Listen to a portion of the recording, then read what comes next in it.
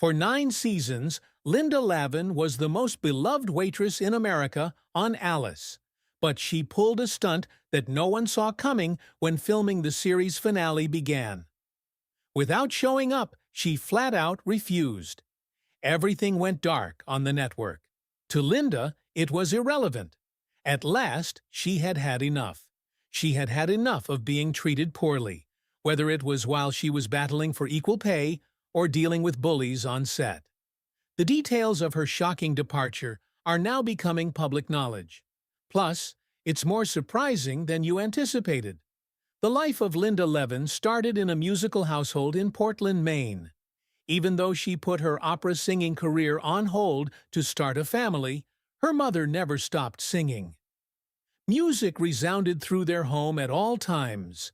Linda began performing in local concerts at the tender age of 5. Some even claim that while still a baby, she sang "God Bless America" from her cradle, prior to her being able to speak correctly. There was always that initial glimmer. She took ballet classes at a nearby school, learned to play the piano, and sang harmony with her sister and mom. At the tender age of 12, she donned a pink dress and sung her heart out to an audience of hundreds at a New York bar mitzvah. As her first professional performance outside of her hometown, it seemed like the start of something far greater. A mother's encouragement meant the world to her. When Lucille Lavin walked away from her dreams, she knew what it was like, and her whole being was devoted to guiding Linda to do the same. From the comfort of the sound booth, Linda would watch her mother perform live on the radio every week.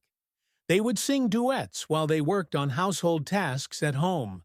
Her mother got her lessons from a well-respected local pianist and always pushed her to play for family and friends. In retrospect, Linda claims she equated love with attention. The stage was a magnet for admirers at all times. She intended to major in drama at William and Mary after finishing high school, but it was a rocky ride. A professor of hers warned her she lacked the necessary skills to behave professionally. She was devastated. Concerned that she might have erred, she was on the verge of giving up. But she got her big break in a university play that summer of 1958. Every aspect was transformed by her performance. Unlike most of her classmates, she was able to disprove her professor's claims and earn an actor's equity card in time for graduation. She learned to believe in herself at that moment, even when nobody else did. The following major move she plans to make. Arrived in Chicago as a member of the famed improv troupe, the Compass Players, which had a hand in launching the careers of notable figures such as Elaine May and Mike Nichols. She became more precise with her timing, clever, and quick thinking after joining that circle. It seemed like a creative boot camp. She took it all in while those around her experimented with new forms of entertainment and pushed the envelope. She gained fresh insight from collaborating with such imaginative people. This influenced her future career as a performer. Her Broadway debut was in 1962's A Family Affair. Despite the enormous potential payoff, the musical bombed after only 65 performances. Although Linda's performance was well received, the entire production collapsed due to the many issues that beset it. Hal Prince, the director, had noticed her nonetheless. That link would be significant in the future. The years that followed were challenging. While attempting to secure roles in New York, she scraped by working in department stores and on the side as a temp. A Bird, a Plane, and Superman was her 1966 breakthrough film. 2 of her musical numbers were the showstoppers. Everyone gushed over her. She was even wished to be in every musical by one. That singular position changed the game. She went from being simply another aspiring actress to much more. At last, she had come. In the same year, she made an off-Broadway revue where she sang a smart song named "The Boy From." Written by Stephen Sondheim under an assumed identity, it was a hidden treasure. Linda flawlessly executed every beat, and the lyrics were brimming with hidden gags and names of places that would twist your tongue. Decades later, at Sondheim's 90th birthday party, she sang the now popular song once more. Her talent was truly timeless, as that moment demonstrated. She demonstrated her worth once more in 1969. Once again, playing a pivotal role. She had great acting chops and profound emotional depth as Patsy in Jules Feiffer's dark comedy Little Murders. She won a Drama Desk Award for the daring departure from her signature energetic musicals. Her command and precision astounded the critics. New opportunities presented themselves, and her performance served as a reminder that she was more than just a comic relief. She was versatile.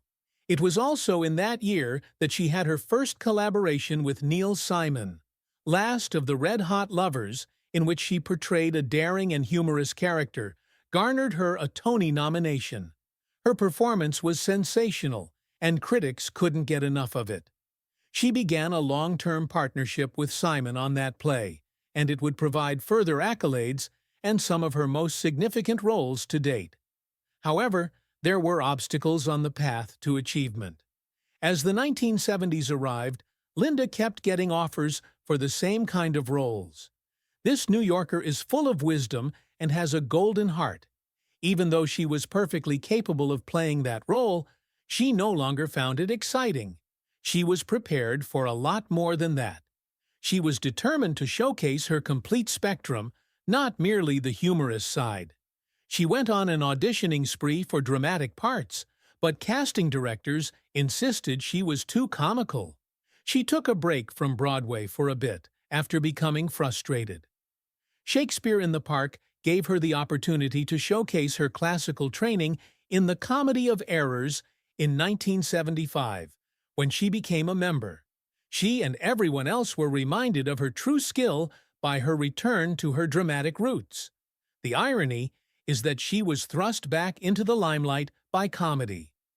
Her breakout role came in 1976 on the hit sitcom Alice, catapulting her to stardom. She was faced with a decision the second CBS decided to air it. Put your trust in a new leading role or remain on Barney Miller. Never again did she turn a blind eye to Barney Miller.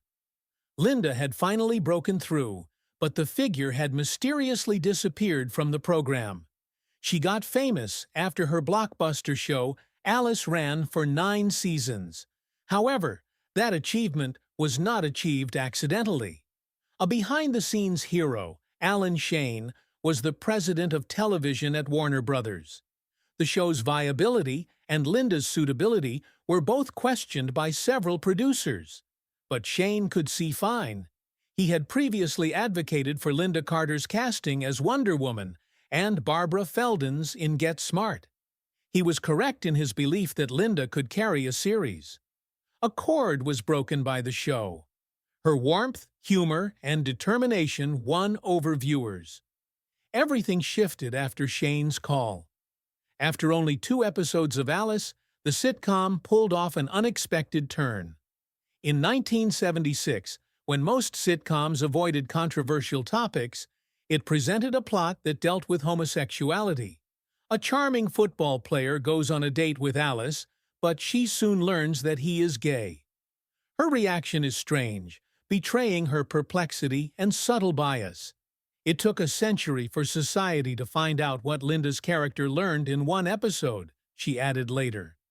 In 1976, Linda Lavin walked into a conflict when she joined the cast of Alice, which was more than simply a new TV job.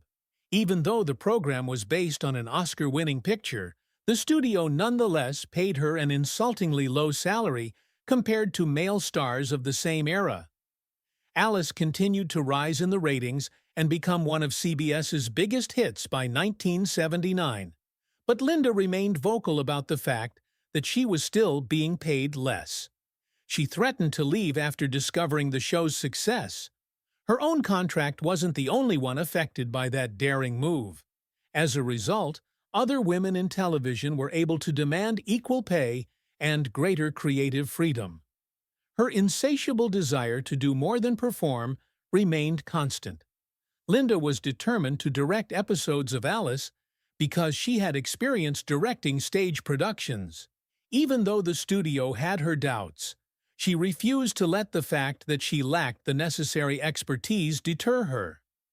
In 1980, she finally directed her debut episode. Everyone loved it. In the end, she directed 10 episodes, subtly disproving her detractors.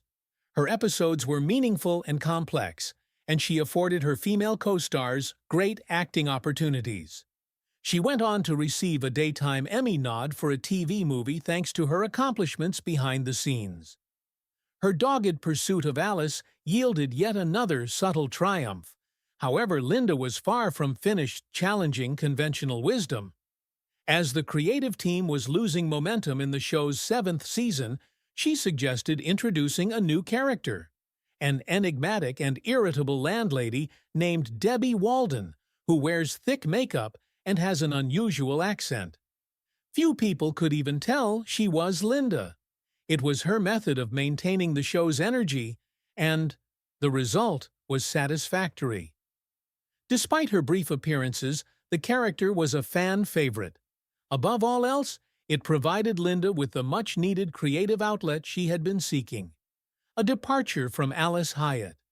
It paved the way for her to play more substantial and serious parts later on, particularly in her theatrical career. Truth, though, was Linda's first concern. She hoped Alice would be more than just another corny sitcom. She hoped it might have some significance. She often told the writers off-camera to be honest, particularly about being a single mother. She battled during episodes where Alice was doubtful about dating again, worried about money, working 2 shifts, or having trouble with childcare. To make those watching at home feel seen was her goal. Pushing the envelope resulted in some of the most memorable episodes of the show. Alice left the diner and pursued her dream of becoming a singer by the conclusion of the series. In the heart of Nashville, Linda ensured it, so the ending seemed genuine and earned. She received back-to-back Golden Globes in the late 1970s for her performance in the same role. Everyone gushed over her. She was adored by the spectators. She never received the respect she deserved from the Emmys, despite the show's 8 consecutive seasons staying in the top 30. After her 1979 nomination, the Academy completely disregarded her. People in the know in the field were scratching their heads in bewilderment. Who could possibly go unrecognized after helming a critically acclaimed series for nearly a decade and taking home multiple Golden Globes? It was not the defining factor for Linda. She continued her success on stage, where she received her Tony and continued to receive nominations. Linda Lavin returned to Broadway in an unexpected manner after a hiatus of over a decade. The public's perception of her shifted dramatically in 1987 when she appeared in Broadway Bound, a play by Neil Simon. A lengthy, deeply moving speech was penned by Simon just for her character. 15 pages of unfiltered recollections, dashed hopes, and naughty familial relationships. Lavin spent months working with Simon, honing each pause and word until it felt natural, even though she initially found it terrifying and uninteresting. After she gave her performance, critics praised it as unforgettable. She returned to Broadway as a genuine actor, not merely a TV celebrity, thanks to the Tony Award it gave her. Another major risk was taken by her a few years down the road. Gypsy featured her playing Mama Rose, a part that has previously been performed by legendary figures. Yet Lavin approached it in a unique way. She played Rose more subdued and submissive. In her place, she infused her with allure, charisma, and levity. She had the impression that Rose needed to be a popular person. Then why would anyone want to be in her presence? As part of his preparation, Lavin would take daily strolls across Central Park while listening to music on repeat. Her devotion shone through, but a letter from June Havoc, the actual daughter of the actual Mama Rose, meant more than any review could have ever imagined. Rose was petite, attractive, and charming, just as Lavin had portrayed her, according to Havoc, who included a photo of her mother with her description. That subtle nod said more than any accolade could.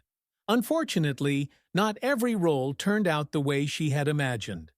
A daring musical called Kiss of the Spider-Woman was set to premiere on Broadway in 1992, and Lavin was chosen to play the main role. Even though she had mastered every motion and song, she was let go after only 3 weeks. She had voiced her disapproval of the script and requested revisions. Harold Prince, the director, advised her to consider whether it wasn't a good match if she wasn't satisfied. Chita Rivera took her position the following day. The harm had already been done when Lavin formally complained. Although Rivera received accolades for the performance, Lavin was never seen again on that play because the theater community took sides. Dismissal in such a manner was utterly unprofessional, she added later on, even though she realized that creative conflicts occurred. The rumor mill continued to turn years later, over the potential outcomes had Lavin remained. The year 1995 arrived, and the events of that year would go down in Broadway history. Death-Defying Acts was a performance by Lavin that consisted of 3 little plays. In the midst of her scene, she passed out during one of the sneak peeks. Subsequently, the curtain fell. A wave of fear washed over the individuals. The medical professionals instructed her to get some sleep. Weak and parched, she limped home,